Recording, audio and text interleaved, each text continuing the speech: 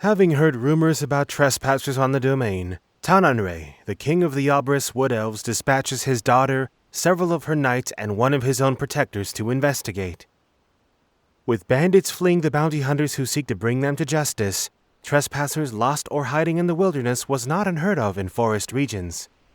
With their orders, the group hurries to the location named by the villagers. The area is near the border where the verdant greens of the druid magic meet the path of travel over the nearby mountain range. The vegetation is thick and a nearby stream runs through part of the domain inhabited by the nobles and those who run the nearby farms on the vast druidic lands. Brielle stops when she sees a blanket hanging from a tree branch. Well, somebody is here. Yes, and you should remain here, while the rest of us check for signs the trespassers haven't moved on yet. I'll go with you. You two, scout, then hurry back here. And please, be careful. Our information does not include how many there are, or what they are doing here. Aike and Koa slowly make their way toward the expected camp. The others stare forward in worried anticipation. Ciar tilts his head inquisitively. What is that? What is what? Ugh! It reeks! Ciar winces and covers his nose and mouth with his arm. He turns away from the putrid odor. What? Something they're cooking? I smell smoke and wood burning. I have never smelled anything like this with cooking. Getting a whiff of it, too. Chiron pulls up his cloak to cover his face. If they're not cooking, then what is that smell? I have no idea. Koa and Aike push past the hanging blanket. One right after the other, they walk through a small grouping of trees that has blankets hung similarly over various branches. Abruptly, both men are assaulted by a putrid smell. Ugh. What in the worlds are they doing? Ew! I don't know. Both men cover their mouths and noses with their forearms. Then they continue their scouting. Whatever it is, it smells awful. Shh. Talking defeats the purpose of scouting. The two knights walk further into the apparent hideout of the trespassers. Zaephis, a Khazam-Dam apothecary, Cilla, a human smuggler and thief, Irma, a high-elf extortionist and forger, and Joffi, a thief and murderer, sit around in the hideout they created via blankets and other heavy cloth items. They intended to keep some of the elements out for the time being, as well as to keep the horrendous smell of the poison cooking secret from passers-by for as long as possible. After their latest encounter together, a new idea of selling weapons to rebel armies fighting the ruling nobles has brought them together once again. Brewing poisons that can be applied to weapons was something that had been theorized but never done. They decided to test its possibility and as a backup idea create poison garments and blankets to sell to rebel armies. The best part of their scheme is that aftermath. Once nobles realize their armies are being poisoned, Zaephis appears and offers them an antitoxin or an antidote. Then, with an army prepared for a poison attack, the rebels they had sold to would be wiped out, and no witnesses of their illegal behavior would remain. But that was to come later, all things in time. Ugh, I am not certain just how I should feel about having gotten used to that smell. It's only putrid because of dead flesh, and it's not like I can make this recipe without it. It is still disgusting. Shh! What is it? I heard voices. We should hide. If they come in too close, we have somebody to test the potency of the poisons on. Right. Quickly. The four of them quickly hide behind the various blankets draped in the trees. Koa pushes away one of the blankets with the handle of his axe. Aike, with his sword readied, creeps into the room. Koa quickly follows. They approach the small campfire with a pot of boiling liquid. Ugh. What's that in the pot? I haven't the foggiest idea, but it seems to be the source of the smell. Take it off the fire. Aike removes the pot from the open flame. He places the container on a nearby rock. Who do you think started this? No idea. They're probably nearby, though. The knights look around the blankets. Upon seeing nobody, the knights turned to one another. We should burn the blankets and find a place to dispose of that muck. Certainly. But we need to return to Brielle. Tell her what we found here. What little we found here. We need to keep them from bringing more people here. But how? We'll surprise them. Joffi, you get the poison. We don't know what this poison will do. It will do something, though. If they get away, we'll be found. It should render them weaker physically. Given their armor and the weight of their weapons, it will work. Let's hurry then. While waiting for Koa and Aike to return, Brielle, Chiron, Ciar, and Velda remained a fair distance away from the various blankets draped in tree branches. Velda looked around at their surroundings. Princess, isn't this the area near where Badra lives? It is, yes. I had been meaning to visit with her. When we finish here, why not go see her? That sounds wonderful.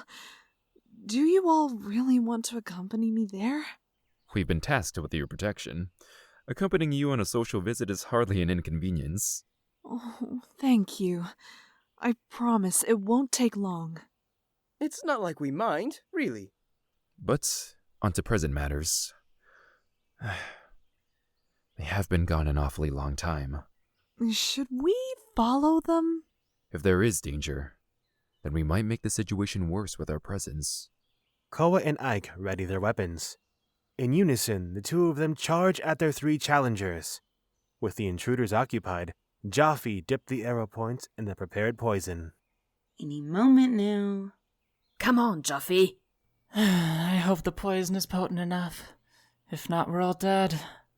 Joffi quickly readies his bow. Taking care not to touch the poison, he releases one arrow. He then quickly grabs another, then releases it. There. The poison is already coursing through them. Both wood elves fall to the ground. That was quicker than I expected. They are big. I am confident they'll be paralyzed soon enough. What all is in it? Trust me when I say you wouldn't want to know. What else will the poison do? Pain is inevitable. Otherwise, I'm not certain. That's why I need test subjects.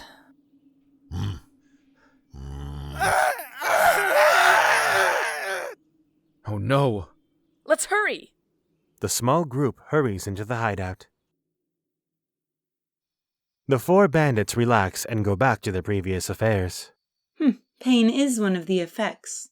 You were right. Yes. And now we get to watch them collapse under their own weight. Should be any moment now. Since it works, we need to begin bottling it so we can sell it. Yes, let's.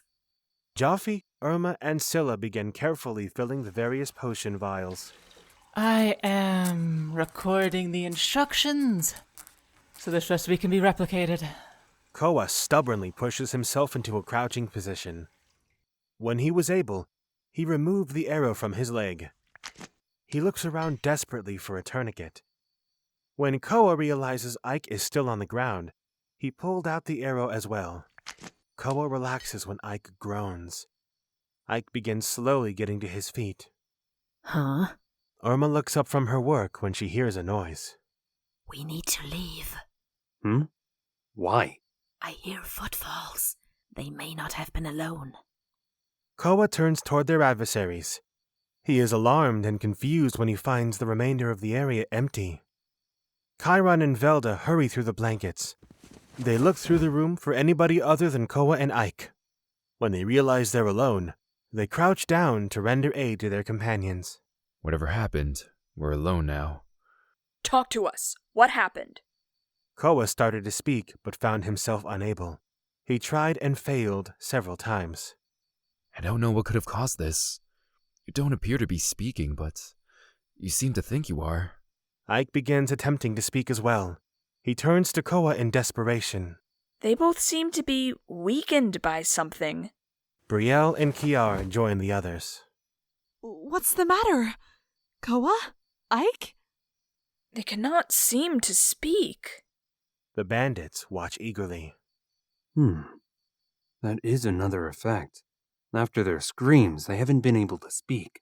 That'd be the blackberries. What are those beads for? They indicate servitude to a noble among wood elves. Yes, and all of them are the same 2 colors, with similar metal beads. What's your point? First of all, who are they serving? Secondly, how much access would those beads grant? Wood elves here are notoriously xenophobic. Yes, but look at him, the one with light blue hair. The other 3 shift their attention to the knight Joffi pointed out to them. I believe he's a swamp elf, here on the xenophobic domain. What are you thinking? We need only to get those beads. We can come and go as we please after that. And it'd be more difficult for bounty hunters to pursue us here. What's your plan, Joffi? Stab them with the poison. When they're helpless on the ground, we'll cut the beads from their hair. But which noble family is it? Why does that matter? Without a name to give, we'll look suspicious. Shh, we could overhear one. Can we work together to carry them? Of course, Princess. I'll need somebody's help to keep Koa on his feet. No problem. I'm confident the 2 of us can make that happen, so long as Koa is conscious. Luckily, Aike is smaller. Ciar, can you help me? Certainly. But Bree, I think they've ingested some sort of poisonous plant. What? Are you sure? Yes, they cannot speak and they're too weak to easily stand. We can address that when we get them back to the manor. She's a princess. Shall we then? The bandits begin dipping their weaponry in poison. Meanwhile, the knights begin helping their injured companions to their feet. The arrangements take some time given their companions' physical state. When the group begins staggering away, the bandits hurry toward them. Chiron stops and pulls his whip from his belt. He turns quickly and snaps the whip. Both groups witness several arrows drop to the ground. Injuring the rest of them may not prove so easy. What? How did you do that? I don't think we were found by ordinary knights. So, what do? We get those beads at any cost. We need to get rid of the one that slashed our arrows out of the air. Agreed. Cilla, Irma, and Zaephis charge at the lash-wielding knight. Velda hurries to Chiron's side. She holds up her shield and catches the sword of the petite human woman. Chiron agilely moves from the path of the charging man. Chiron quickly snaps his whip. The popper of his whip caught the high elf's exposed hand. Gah! While his allies initiate a scuffle with the healthy knights, Joffi watches and waits. Brielle and Ciar settle on the ground beside Aike and Koa. Ciar rummages through his bag. We'll get you something to deal with the pain. And when Velda and Chiron put them down, we'll send for help. Koa and Aike nod in agreement. The 2 men wince and groan in pain. Even if it's only something for your pain and to keep your wounds clean. Brielle holds one of Koa's and one of Aike's hands. No, you need to run. Go to the closest noble home. Get help. I am not leaving you. You're hurt and I can help. The princess is right. We're not in the best of health. If one of them chased her, we cannot easily give chase ourselves. Ciar produces 2 vials. Drink this to help with pain. I'm going to help sanitize your wounds. All right. I'm as ready as I can be for that pain. I'm here with you. Right. Hurry, please. Ciar begins slowly pouring an antiseptic on both men's wounds. Oh, damn, that smarts. It's for the best. Ooh, sorry. I know this is not exactly pleasant. Chiron swept his foot behind the chasm dam's foot. When Zaephis thudded to the ground, he turns toward the human woman. Now, with the hand crossbow, Cilla eyes the male knight. She hurriedly readies a bolt. Chiron rushes forward to close the distance between himself and the human woman. Before Chiron could disarm her, a bolt bites into his shoulder. He winces and doubles over in pain. Damn. Joffi teleports behind the blue-haired knight. He slices at the man's hair to take the beads. Chiron, pushing himself up and through the pain, rushes toward his assailant. Irma moves away from the woman knight. She was being outmatched repeatedly, and moving defensively was her only chance at remaining on her feet. Zaephis pushed himself upright. He moves across the dirt floor toward one of the bottles of poison. Joffi stoops down. He begins gathering the beads he could see. He looked around through the darkened area. Now where'd they go? Where'd they go? Where'd they go? Joffi withdraws his hand. He flinches and watches Zaephis charge past him. Joffi quickly crawls away from the scuffle into a darkened corner near several hung blankets. He looks down at his hand at the single gold bead and leather hair tie. Damn it! Not enough to even mimic one of theirs. Joffi looks around at the struggle. Despite being poisoned and having had several wounds, the knights were still outmaneuvering his companions. Joffi then looks at the knights they initially encountered. The two of them were still on the ground, being treated for their injuries.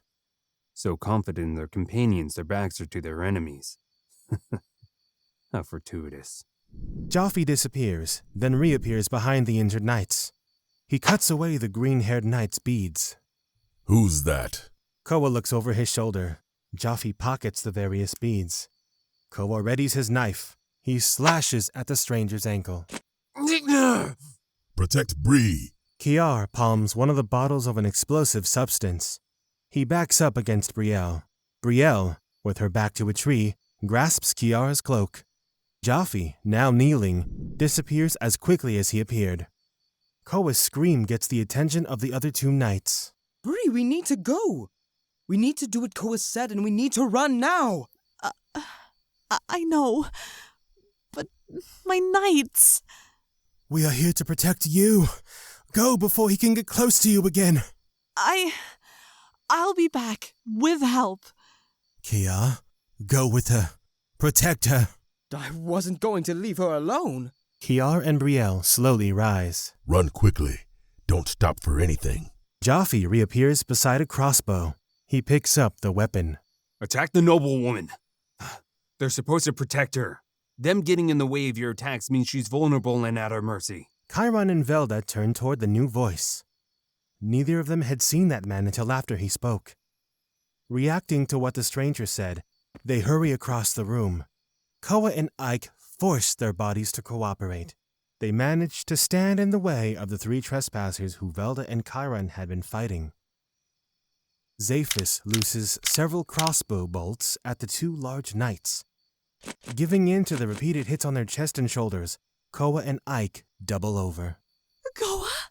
Aike! Bree, now! We have to go! Ciar pulls Brielle toward the exit. He blindly tosses the vial toward their assailants. Joffi moves closer to the noblewoman and the uninjured page in her company. He turns away from the burst of fire that originated from the broken vial. When the fire dissipates, Joffi rushes toward the noblewoman. After seeing the fourth trespasser, Chiron hurries toward Brielle. The sound of the bolt gun, then the crack of Chiron's whip. Brielle hits the ground. She looks down at her ankle, then up at Chiron. Ciar's eyes settle on a bolt in the tree where Brielle had been standing seconds ago. Chiron looks down at his ankle. He collapses and pulls out the crossbow bolt. Aike rummages through Ciar's bag for what had been used on he and Koa moments prior. Ciar, get her out of here! Zaephis moves towards the uninjured page. Velda rushed toward the large man. Using her shield, she charges into him. Ciar, princess, go! Ciar grabs Brielle's hand. Joffi disappears and reappears in the path of Ciar and Brielle's escape route. Not so fast. Ciar freezes when he hears the man's voice behind him. The familiar sound of a bolt gun being readied. Ciar dives. Ciar, mostly covering Brielle with his body, looks down at her. He removes the bolt from her arm. Brielle's fingers grasp Ciar's cloak. Koa forces himself to his feet once more. He staggers toward the fourth trespasser. You have made a grave mistake coming here. Cilla and Irma survey the room. They begin their retreat. Velda looks down at the large man she had been dueling. Yes, they have. Aike crawls toward Velda. Don't kill him. We can question him. That was what I had intended. Joffi aims at the uninjured page. He glances around the room.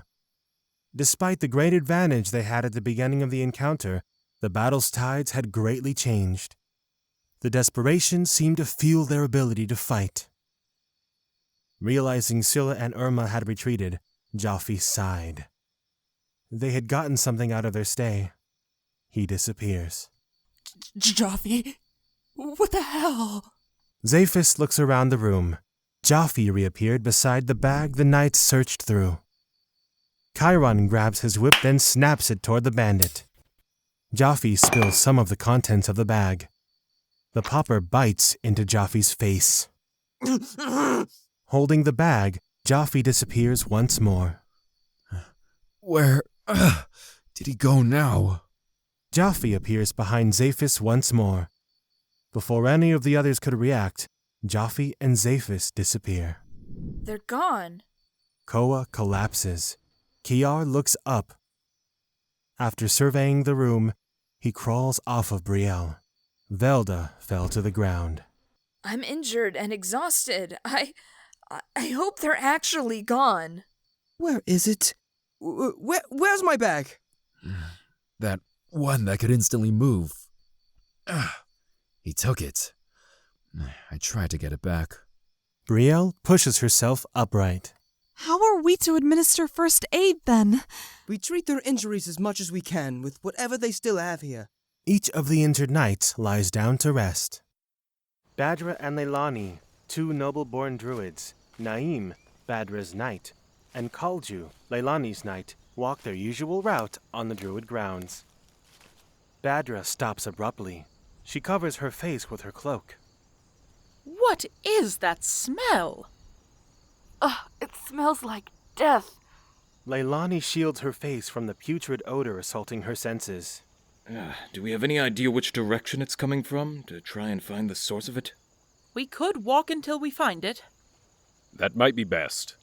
We need to find the source of this. If it stops reeking, we've gone the wrong way.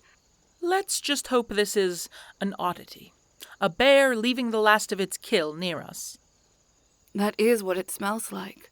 We can hope, but we should probably prepare ourselves for the worst. Just in case. Unfortunately, that's probably best. The small group continues on their intended route.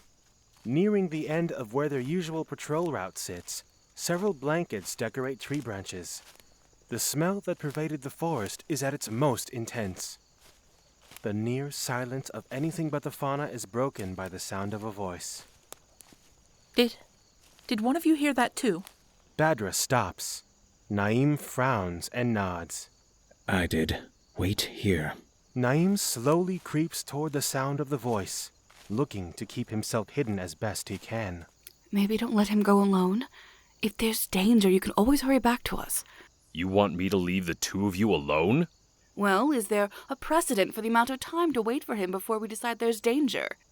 I'll give it 10 minutes. Naim will be fine. He knows better than to do something foolish. You seem confident in that. I am. He's been my knight for years. But, waiting here doing nothing, maybe we should move closer. If that's what the two of you want to do, I will follow. No, we're staying here. Do either of you have a bad feeling about this? I don't know. I just don't like this smell. I'm far more concerned about these blankets being hung here like this.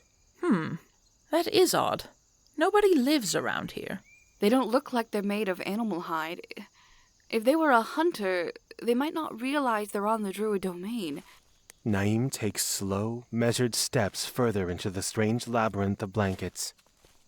He pushes the blankets away with his weapon. Then he walks toward the quiet voice. When he realizes who had been speaking, his pace quickens. Naim stops when he finds Brielle and the various knights that serve the royal family. The knight's eyes widen in shock. Brielle, are you... What happened here? They used something on weapons. The trespassers are gone, but... They took my bag, so I have no potions or antiseptic. They all just fell asleep. We are going to get them aid, Bree. And I was injured too. That's not important, though. Right, I'll be back in just a minute. I'm going to go get Kalju, Badra, and Leilani. We'll get you all out of here. Naeem turned and began to rush back out toward the others he had come with. 1 week later, Joffi, Zaephis, Cilla, and Irma stop before a mountainside cave. The small group, still in recovery from their sustained injuries, looks in awe at the well-hidden crevice. A monster lives here? If you believe the local myths and rumors. Well, if it's not a monster, then what is it? Based on the area, I'd guess it's simply a cave. Rather, a series of them. Likely underground more than here at this cave entrance level. So, more than sufficient to live in? Likely, yes. Good. So we stay here until we recover. We managed to get enough poison, too. We can begin that venture later. We need to recover first. Yes. So, shall we explore the cave and find us a suitable camping spot? Irma starts into the mouth of the cave. Joffi follows along behind. Don't just stand there. A place to make camp isn't going to find itself. So, we're not in the right state of health to fight a monster. What do we do if there is one? Zaephis holds up a potion bottle. We test this on non-humanoids and teleport away. Zaephis walks into the cave as well. With trepidation, Cilla follows closely behind Zaephis.